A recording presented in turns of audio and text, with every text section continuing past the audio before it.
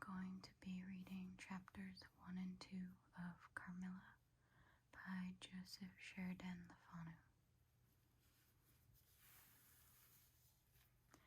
I got this book from Thrift Books, so it's not any kind of original print, and it looks like it was just printed by somebody in their house, honestly. So if you look at like the edges of the letters, so I don't know if there's gonna be typos or mistakes in the book, but we'll find out.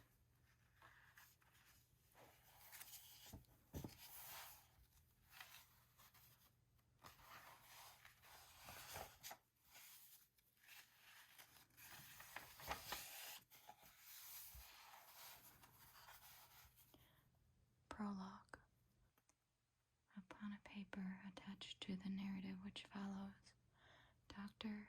Hesselius has written a rather elaborate note, which he accompanies with a reference to his essay on the strange subject which the Miss eliminates. Or is it MS? I'm not sure. This mysterious subject he treats in that essay with his usual learning and acumen, and with remarkable directness and condensation. It will form but one volume of the series of that extraordinary man's collected papers. As I publish the case in this volume simply to interest the lady, I shall forestall the intelligent lady who relates it in nothing, and after due peruse of the learned doctor's reasoning, or extract from his statement on a subject which he describes as involving, not improbably, some of the profound arcana of our dual existence and its intermediates. That was a sentence. Very long-winded.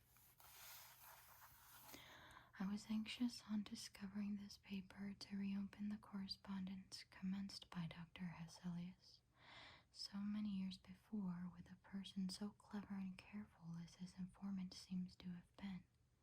Much to my regret, however, I found that she had died in the interval. She, probably, could have added little to the narrative which she communicates in the following pages, with, so far as I can pronounce, such conscientious particularity.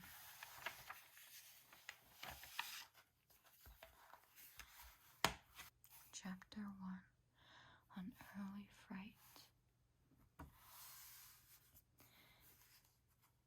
In Styria we, though by no means magnificent people, inhabit a castle or schloss.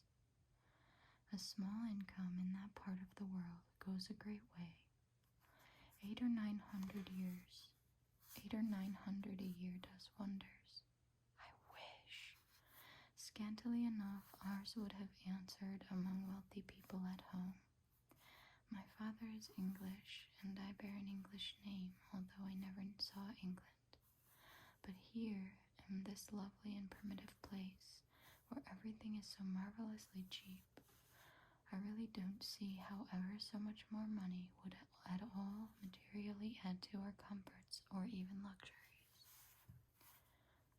My father was in the Austrian service and retired upon a pension and his patrimony, and purchased this feudal residence in the small estate on which it stands, a bargain.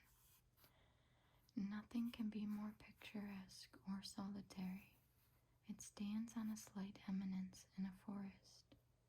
The road, very old and narrow, passes in front of its drawbridge, never raised in my time, and its moat stocked with perch, and sailed over by many swans, and floating on its surface white fleets of water lilies.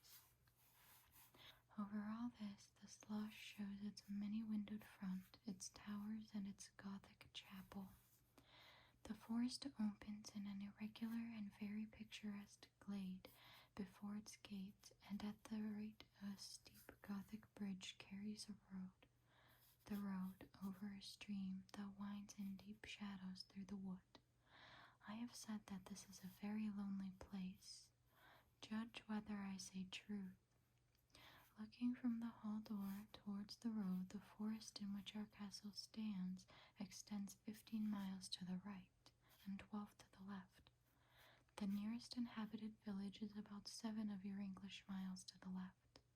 The nearest inhabited schloss of any historic associations is that of old General Spielsdorf, nearly 20 miles away to the right.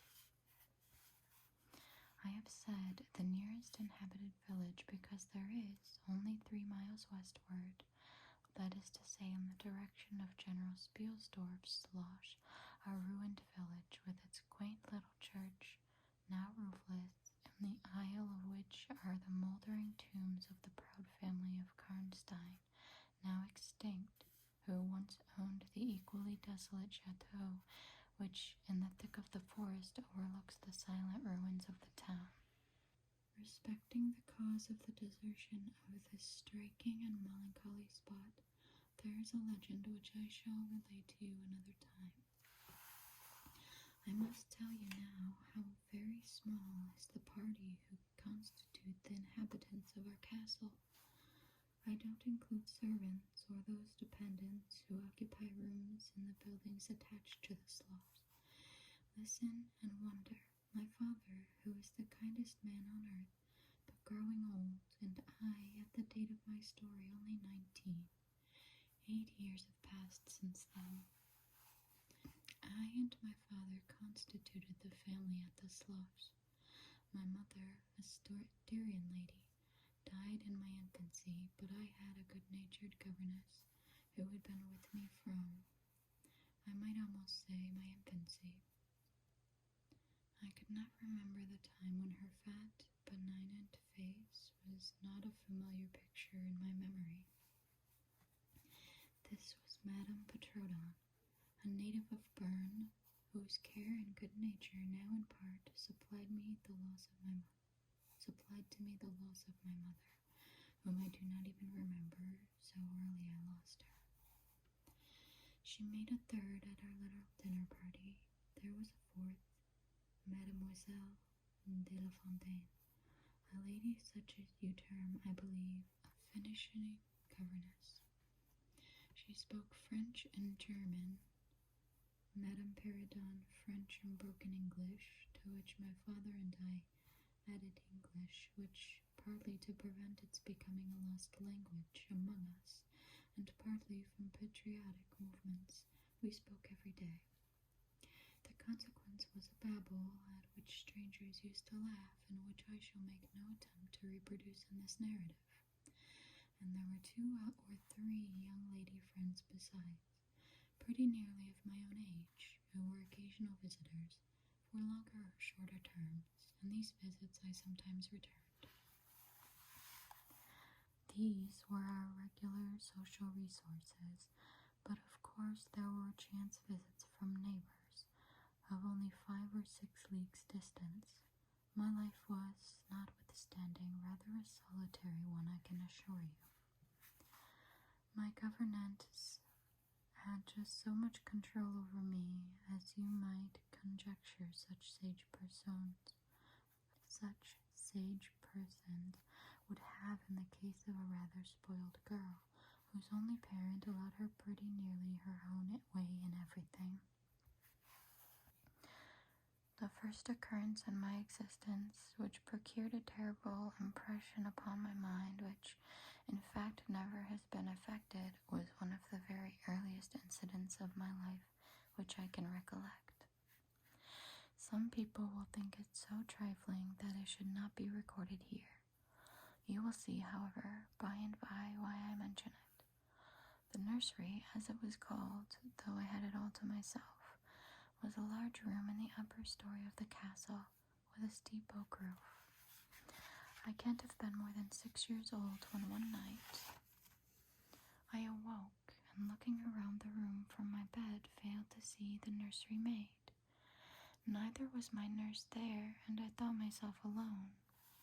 I was not frightened, for I was one of those happy children who who are studiously kept in ignorance of ghost stories, of fairy tales, and of all such lore as makes us cover up our heads when the door cracks suddenly, or the flicker of an expiring candle makes the shadow of a bedpost dance upon the wall nearer to our faces.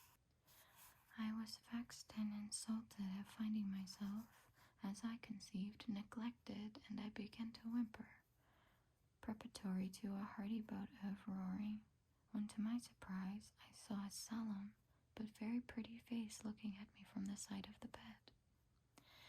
It was that of a young lady who was kneeling with her hands under the coverlet.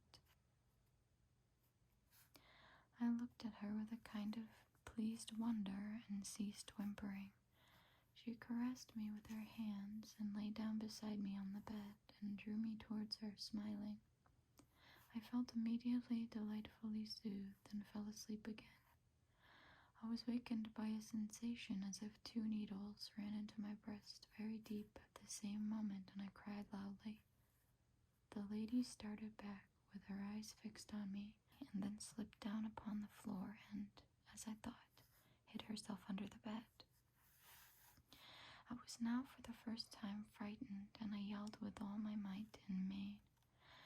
Nurse, nursery maid, housekeeper, all came running in, and hearing my story, they made light of it, soothing me all they could meanwhile. But, child as I was, I could perceive that their faces were pale with an unwonted look of anxiety, and I saw them look under the bed and about the room, and peep under tables and pluck open cupboards. And the housekeeper whispered to the nurse, "Lay your hand along that hollow in the bed. Someone did lie there, so sure as you did not, the place is still warm."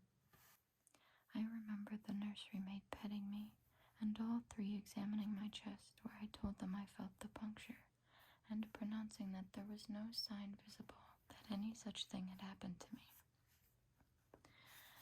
The housekeeper and the 2 other servants who were in charge of the nursery remained sitting up all night, and from that time a servant always sat up in the nursery until I was about 14. I was very nervous for a long time after this. A doctor was called in. He was pallid and elderly. How well I remember his long saturnine face, slightly pitted with smallpox, and his chestnut wig. For a good while, every second day, he came and gave me medicine, which of course I hated. The morning after I saw this apparition, I was in a state of terror, and could not bear to be left alone, daylight though it was, for a moment. I remember my father coming up and standing at the bedside and talking cheerfully, and asking the nurse a number of questions and laughing very heartily at one of the answers, and patting me on the shoulder and kissing me and telling me not to be frightened, that it was nothing but a dream and could not hurt me. But I was not comforted, for I knew the visit of the strange woman was not a dream, and I was awfully frightened. I was a little consoled by the nursery maids assuring me that it was she who had come and looked at me, and lain down beside me in the bed, and that I must have been half dreaming not to have known her face. But this, though supported by the nurse, did not quite satisfy me. I remembered in the course of that day a venerable old man in a black cassock coming into the room with the nurse and housekeeper, and talking a little to them and very kindly to me. His face was very sweet and gentle, and he told me they were going to pray, and joined my hands together and desired me to say softly while they were praying, "Lord, hear all good prayer for us, for Jesus' sake." I think these were the very words, for I often repeated them to myself, and my nurse used for years to make me say them in my prayers. I remember so well the thoughtful, sweet face of that white-haired old man in his black cassock, as he stood in that rude, lofty brown room with the clumsy furniture of a fashion 300 years old about him, and the scanty light entering its shadowy atmosphere through the small lattice. He kneeled, and the 3 women with him, and he prayed aloud with an earnest, quavering voice for what appeared to me a long time. I forget all my life preceding that event, and for some time after it is all obscure also, but the scenes I have just described stand out vivid as the isolated pictures of the phantasmagoria surrounded by darkness. And that's the end of chapter 1, I believe. Yeah, that's the end of chapter 1, so I'm going to end it here. So I'm probably going to try to do 1 to 3 chapters each time. I just had to cut this one short. I was planning on reading 2 chapters, but I had to cut it short because I was running low on time. There was a lot of interruptions.